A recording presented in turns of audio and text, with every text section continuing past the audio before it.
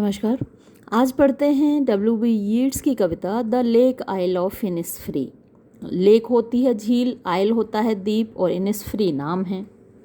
तो इनिसफ्री नाम का द्वीप जहाँ पर कि झील है, और देखने में और पढ़ने में ये कविता आपको बिल्कुल साधारण लगेगी, लेकिन इसका अर्थ बड़ा गहरा है।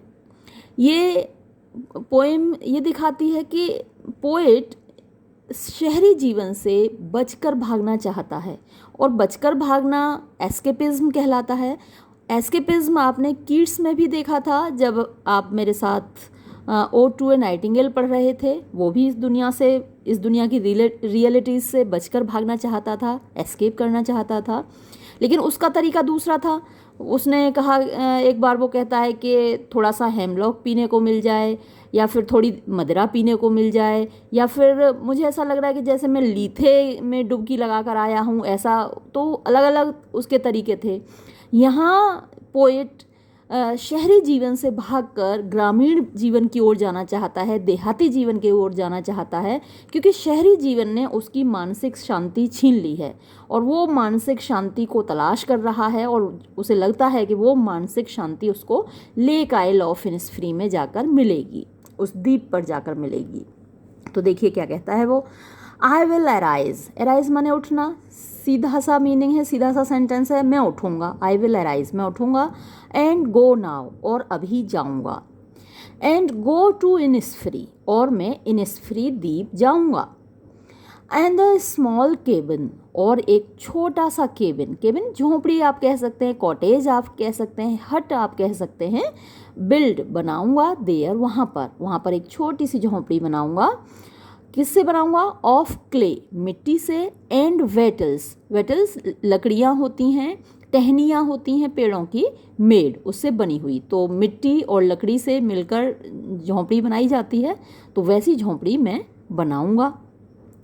9 बीन रोज, 9 बीन सेम की, रोज कतारें। अच्छा, आपने देखा होगा कि अक्सर ये 9 क्यों आता है, 8 क्यों नहीं बोला, या 10 क्यों नहीं बोला, 9 ही क्यों बोला? क्योंकि 9 जो है एक पवित्र नंबर माना जाता है। ये कई जगह आपने पढ़ा होगा, 9 है, 7 है, 5 है, ये पायस नंबर्स माने जाते हैं। खासकर जो 9 हैं, जैसे 9 म्यूजेस हैं, 9 देवियाँ हैं, संगीत की देवियाँ जो यूनानी माइथोलॉजी में हैं। हमारे यहाँ भी 9 देवियाँ होती हैं, नवदुर्गे के 2 बार व्रत होते हैं, 9 देवियाँ हैं। तो ये जो 9 नंबर है बड़ा पवित्र नंबर माना जाता है हर माइथोलॉजी में, हर धर्म में। 9 बीन रोज, 9 सेम की कतारें। विल आई हैव देयर, मैं वहाँ पर रखूँगा या मैं वहाँ पर उगाऊँगा। अ हाइव, एक हाइव होता है मधुमक्खी का छत्ता। फॉर द हनी बी, यानी जो मधुमक्खी है उसके लिए मैं एक छत्ता भी बनाऊंगा, यानी कि वहाँ पर मधुमक्खियों का पालन भी करूँगा, और उन मधुमक्खी पालन करेंगे तो शुद्ध शहद भी खाने को मिलेगा, नेचुरल हनी मिलेगा, तो उसका मैं सेवन करूँगा।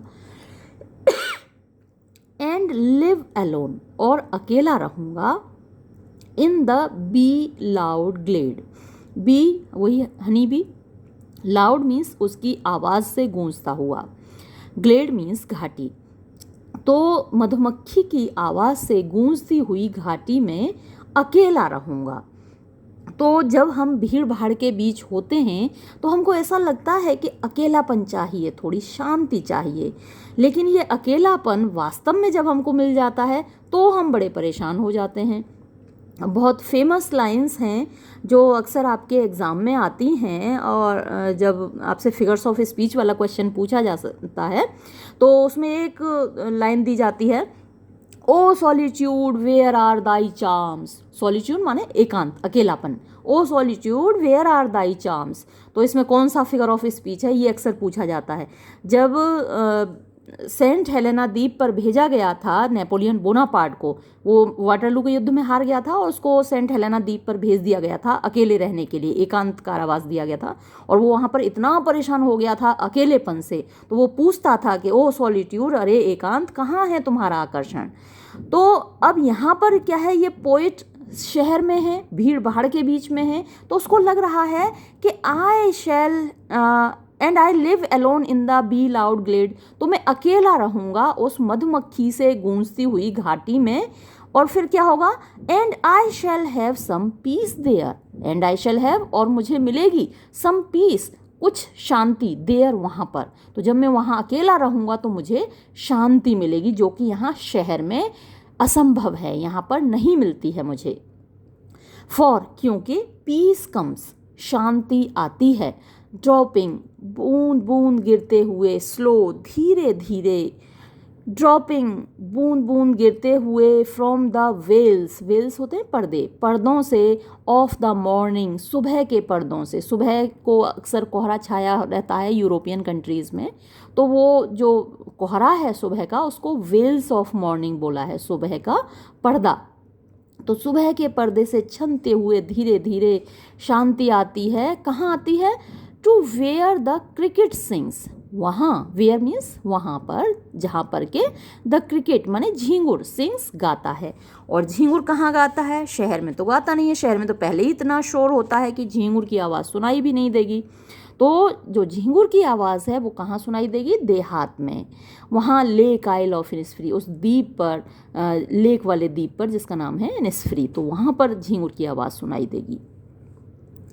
देयर, वहाँ पर, मिडनाइट, आधी रात, इज़, ये आई यहाँ पर साइलेंट है क्योंकि एपोस्ट्रॉफी लगा हुआ है।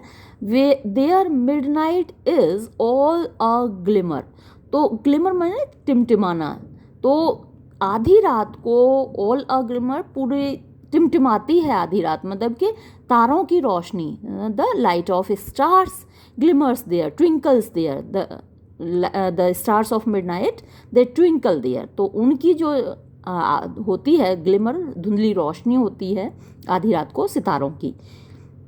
एंड, और नून, जो दोपहर होती है, अ पर्पल ग्लो, पर्पल मीन्स बैंगनी, ग्लो चमक, तो दोपहर को जो पानी होता है, क्योंकि सनलाइट उसमें पड़ रही होती है, तो वो एकदम पर्पल कलर का पानी दिखता है।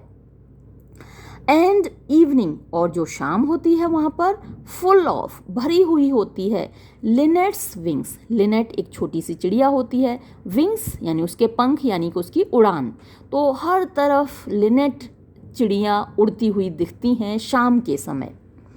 आई विल अराइज, मैं उठूँगा, एंड गो नाउ, और अभी जाऊँगा, फॉर, क्योंकि, ऑलवेज, हमेशा, नाइट एंड डे, रात और दिन, आई हियर, मैं सुनता हूँ, लेक वाटर, झील के पानी को, लैपिंग, छप छपाते हुए, विद लो साउंड्स, धीमी धीमी आवाज़ में, बाय द शोर, किनारे से टकराते हुए, छप छपाते हुए मैं पानी की आवाज़ सुनता हूँ।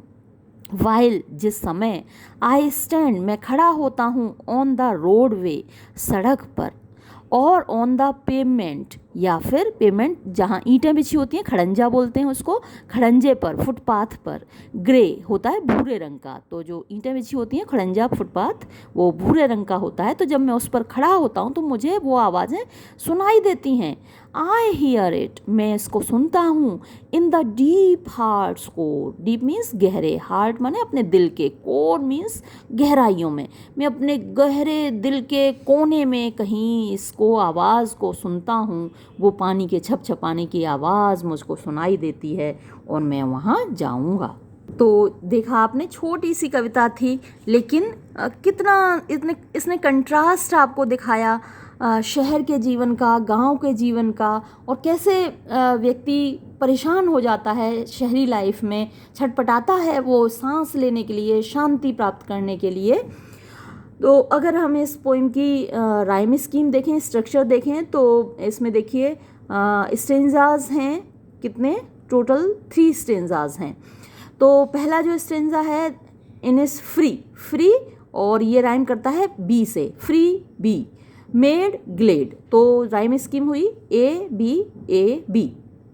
इसी तरीके से अब ये दूसरा स्टेंजा देखिए, स्लो ग्लो, सिंग्स विंग्स, तो फिर से ए बी। और इसी तरीके से जो लास्ट थर्ड स्टेंजा है वो भी ऐसे ही राइम करता है, डे ग्रे शोर कोड, ये भी ए बी, तो ये राइम स्कीम हुई।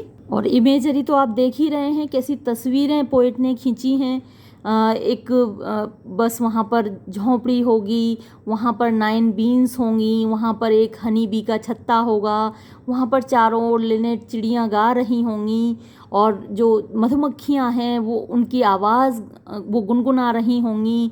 एक शांति होगी, सुबह का पर्दा होगा, मिस्ट होगी, उस पर्दे में से निकलकर धीरे धीरे सूरज आएगा। तो एक कितनी सारी तस्वीरें उसने हमारे सामने खींच दी हैं। ये इमेजरी कहलाती है, वर्ड पिक्चर्स कहलाती हैं, जो हम खुद देख पाते हैं वर्ड्स के माध्यम से। अब उसके पास ब्रश और कलर्स तो है नहीं जो हमारे सामने पेंटिंग बनेगा, उसके पास वर्ड्स हैं और वर्ड्स के माध्यम से उसने हमारे सामने एक तस्वीर खींच दी लेक आइल ऑफ इनिसफ्री की, और वो तस्वीर हम भी देख पा रहे हैं, कितनी खूबसूरत तस्वीर है। तो इसी के साथ ये वीडियो मैं यहीं समाप्त करती हूँ। बहुत खूबसूरत पोएम थी। धन्यवाद।